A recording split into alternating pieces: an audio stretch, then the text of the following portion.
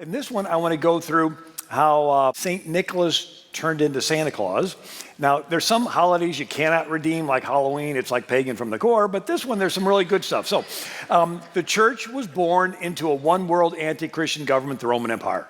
And the Christianity spread. Red is the Roman Empire, and then you got the white is Christianity, and they're risking their lives, they're spreading Christianity, and it eventually takes over the whole known world there at the time, and then spreads to Japan and to Syria and all around. Anyway, did you know Syria was the first country to completely be Christian? It was evangelized by the Apostle Paul. The name Christian was first used in Syria. But here we have Roman governor Pliny the Younger writing to Emperor Trajan 111 AD. I ask them if they are Christians. If they admit it, I repeat the question, threatening capital punishment. If they persist, I sentence them to death. And there's Emperor Trajan. If anyone denies he's a Christian and actually proves it by worshiping our gods, he shall be pardoned as a result of his recantation. 260 AD, you have a Roman Emperor Galerius. And he temporarily suspends persecution, and now Christianity is really spreading, and it starts a persecution of churches. They're arresting pastors. Could you imagine the government arresting pastors? And the government closed down churches. Could you imagine the government closing down churches? And during this time is when Nicholas was born. And so he was born in a town called Patara, Asia Minor. Today, that's Turkey. And a movement was sweeping through Christianity called monasticism. And goes to monasteries. It was the beginning of that. And so it was, if you really became a Christian, you should follow what Jesus told the rich young ruler.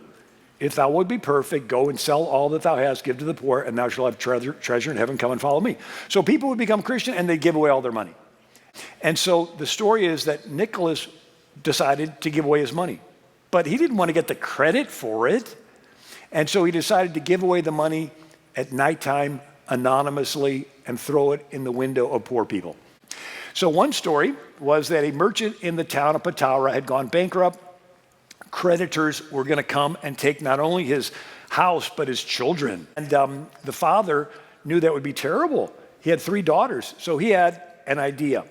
If he could hurry up and marry his daughters off before the creditors come, they couldn't take their daughter because they wouldn't be his anymore. Unfortunately, he did not have money for a dowry, which was needed in that area of the world for a legally recognized wedding. Nicholas hears the problem and late one night throws some money in the window, and you can see him on his tippy toes there, right to the left, and he's throwing money in. He provides the dowry. The oldest daughter gets married. And then you see this artwork, and there he is, Nicholas throwing money in the window, and then he throws it in for the second daughter, and she gets married. And now the dad's expecting him to show up, and he's waiting up. And so he throws the money in for the third daughter to have a dowry to get married, and the father runs outside and catches him. And Nicholas makes the father promise not to tell where the money came from, because he wanted the glory to go to God and not to him. And so this is the origin of the tradition of secret gift giving on the anniversary of Nicholas's death, which was December 6th of 343 AD. And so here's a stained glass window. It's got Nicholas throwing the money in. Underneath, it's got the 3 daughters, and it says he provides a dowry for 3 girls. So this is like the story the Greeks had passed down. So you'll often see Nicholas pictured in artwork with 3 gold balls, symbolizing the 3 bags of gold he threw in the window of this family. Anyway, so Nicholas gives away all his money. He decides he's going to go to Jerusalem to a monastery called Zion, and he's going to take these vows of silence, and you'll never see him again. He even visits Bethlehem and visits the Church of the Nativity where Jesus was really born. So Santa Claus was there where Jesus was born in Bethlehem. He visited there. So right before he takes his vows, somehow the Lord tells him not to hide his light under a bushel. And he decides, okay, I'm going to be a light to the world. And he goes back to Asia Minor, and he gets off at a town called Myra, M-Y-R-A. It's a port city. It's still, the ruins of it are still there today. And unbeknownst to him, the bishop had died. And the church leaders could not decide who the next bishop was going to be.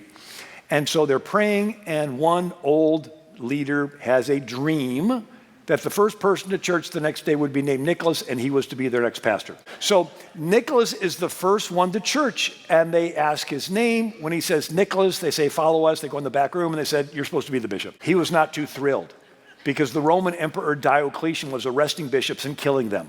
And so he finally agrees. He's arrested. He's put in jail. And sure enough, Roman Emperor Diocletian is killing these bishops. But suddenly, Diocletian is struck with an intestinal disease.